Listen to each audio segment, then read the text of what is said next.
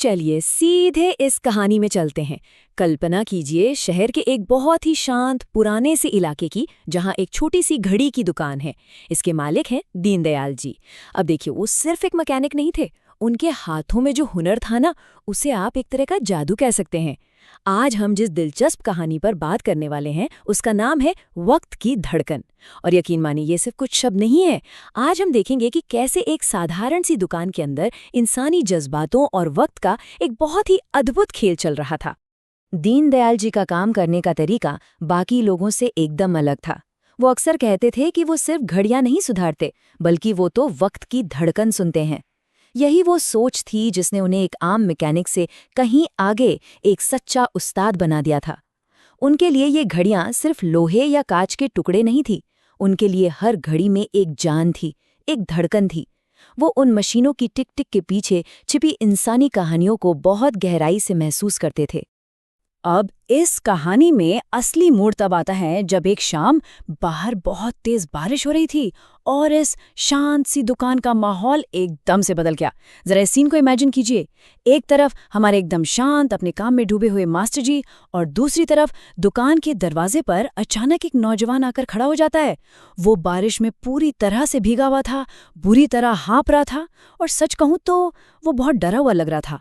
उसने अपनी जेब से एक पुरानी सी सोने की घड़ी निकाली, जिसका शीशा पूरी तरह टूट चुका था, और कांपती हुई आवाज में बोला कि इस घड़ी को हर हाल में ठीक करना ही होगा, चाहे इसकी कोई भी कीमत क्यों न चुकानी पड़े।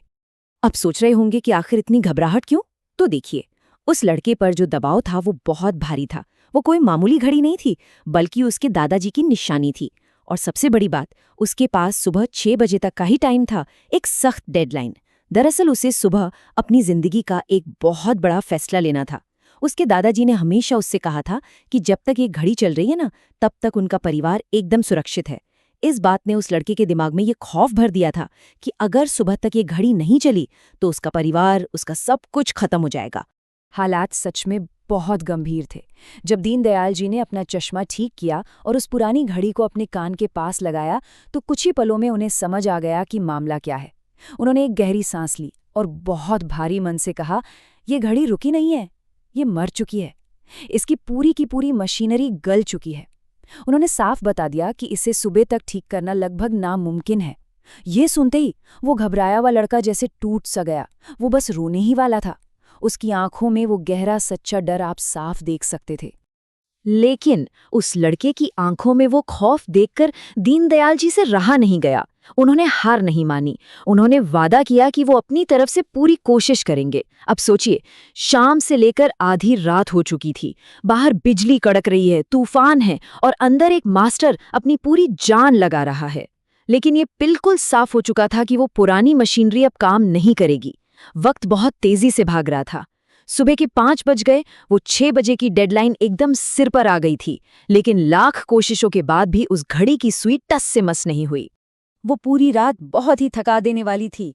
दीनदयाल जी ने एक एक करके सारे गले हुए पुर्जे निकाले, अपनी दुकान की पुरानी घड़ियों का सारा सामान छान मारा, गियर के एक एक दांते को इतनी बारीकी से साफ किया, मशीन में तेल डाला, मतलब जो कुछ भी वो कर सकते थे उन्होंने किया।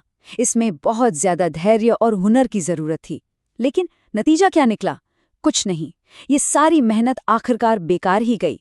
उस पुरानी जंग लगी मशीनरी ने जैसे साफ कह दिया था कि वो अब नहीं चलेगी। सुई बिल्कुल नहीं हिली। और फिर आखिरकार वो खौफनाक पल आ ही गया। सुबह के 6 बज गए। एकदम ठीक 6 बजे वो नौजवान वापस दुकान पर आ खड़ा हुआ। उसकी आंखें एकदम लाल थीं, जो चीख चीख कर बता रही थी कि वो भी पूरी रात सो नहीं पाया था। वो बस दरवाजे पर खड़ा था, एक चमत्कार की आस में। बिना एक भी शब्द बोले उसकी निगाहें बस यही पूछ रही थी कि क्या वक्त शुरू हुआ? क्या उस घड़ी के साथ साथ उसकी किस्मत और उसके परिवार का भविष्य वापस पटरी पर आ गया है? और तभी दीनदयाल जी ने बिना कुछ कहे बहुत ही शांति से वो घड़ी उस लड़के के हाथ में रख दी। और उस एकदम शांत दुकान में जो आवाज गूंजी वो थी टिक टिक टिक। हाँ, घड़े की सुइयां चल रही थीं। उस पल उस लड़के के चेहरे पर जो खुशी और राहत आई ना, उसे लफ्जों में बयां करना सच में नामुमकिन है। वो हड़बड़ाकर अपनी जेब से पैसे निकालने लगा, लेकिन मास्टर जी ने उसे रोक दिया। उन्होंने बस उसे इतना कहा कि बिना किसी डर के निडर होकर अपना फैसला लेना। और वो लड़का खुशी खुशी वहां से चला गया।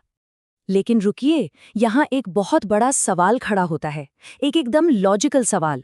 जब मशीनरी पूरी तरह से मर चुकी थी, तो फिर वो सुइयां आखिर चली कैसे? जैसे ही वो लड़का दुकान से बाहर निकला, मास्टर जी के असिस्टेंट ने भी ठीक यही सवाल पूछा। वो असिस्टेंट पूरी रात वहीं था।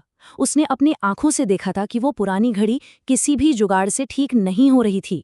तो फिर ये नामुमकिन सा चमत्कार हुआ कैसे? उस असिस्टेंट की हैरानी तब और भी बढ़ गई जब दीनदयाल जी बस हल्का सा मुस्कुराए और अपनी मेज की तरफ इशारा किया। वो नज़ारा सच में चौंकाने वाला था, क्योंकि एक तरफ तो लड़के की जेब में वो घड़ी बिल्कुल सही टिक टिक कर रही थी, लेकिन दूसरी तरफ मास्टर जी की मेज पर उस पुरानी घड़ी के सारे गले हुए मरे हुए पुर्जे अभी भी वैसे ही बिखरे पड़े थे। कोई भी देखे तो हैरान रह जाए। असिस्टेंट ने झट से पूछा कि अगर असली मशीनरी यहाँ मेज पर पड़ी है, तो फिर उस लड़के की जेब में जो घड़ी है उसके अंदर आखिर धड़क क्या रहा है?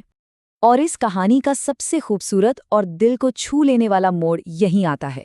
दीनदयाल जी ने बहुत ही शांत आवाज में जवाब दिया कि उन्होंने कोई मैकेनिकल चमत्कार नहीं किया है, बल्कि एक बहुत बड़ा त्याग किया है। उन्होंने बताया, मैंने अपनी खुद की सबसे कीमती, अपनी पुश्तैनी घड़ी की मशीन निकाली और उस लड़के की घड़ी के खोल में फिट कर दी। सोचिए जरा, उस अनजान नौजवान को एक चलता हुआ वक्त देने के लिए इस मास्टर ने चुपचाप अपनी सबसे अनमोल चीज कुर्बान कर दी थी। अब सवाल उठता है कि उन्होंने ऐसा क्यों किया। इसके पीछे की सोच बहुत गहरी है। दीनदयाल जी अच्छी तरह जानते थे कि उस लड़के को सिर्फ एक चलती हुई मशीन की जरूरत नहीं थी, उसे उम्मीद की जरूरत थी। देखिए, घड़ियां तो आपको बाजार में कहीं भी मिल जाएंगी, लेकिन जब किसी इंसान का हौसला टूट रहा हो, जब चारों तरफ सिर्फ निराशा हो, तब उस नाजुक से इंसानी विश्वास को बचाए रखना सबसे मुश्किल काम होता है। उन्होंने उस दिन किसी मशीन की खराबी को नहीं, बल्कि एक इंसान के टूटते हुए विश्वास को ठीक किया था। इस पूरी घटना का सबसे गहरा मैसेज यही है कि वक्त किसी घड़ी से नहीं, बल्कि इंसान के हौसले से चलता है। यही बात दीनदयाल जी ने उस लड़के को जाते समय समझाई थी। और जानते हैं इसका असर क्या हुआ? उस सुबह उस नौजवान ने बिल्कुल निडर होकर अपने फैसले लिए। उसने अपना कारोबार, अपना परिवार, सब कुछ बचा लिया। उसे यही लगता रहा कि उसके दादाजी की वो पुरानी घड़ी उसके साथ है, लेकिन सच तो ये था कि उसकी वो कामयाबी लोहे के पुर्जों से नहीं, बल्कि उस टिक टिक की आवाज से मिले हौसले और बहादुरी से आई थी। तो आखिर में ये कहानी हमें सोचने पर मजबूर करती है। अक्सर हमारी जिंदगी में जो सफलता होती है ना, वो सिर्फ हमारी अपनी मेहनत का नतीजा नहीं होती। वो उन अनदेखे गुमनाम त्यागों पर टिकी होती है जो कोई और हमारे लिए कर रहा होता है। उस लड़के को कभी पता ही नहीं चला कि वो वक्त उसका नहीं था, वो किसी और के महान त्याग का था। जरा सोचिए, हमारी और आपकी जिंदगी में भी ऐसे कितने छिपे हुए इंजन होंगे जिनके शांत और अनदेखे त्याग हमें हर दिन आगे बढ़ने की उम्मीद देते हैं। सफलता के पीछे के ऐसे ही अनकहे और अनदेखे इंजनों को पहचानना ही शायद सच्ची कामयाबी है।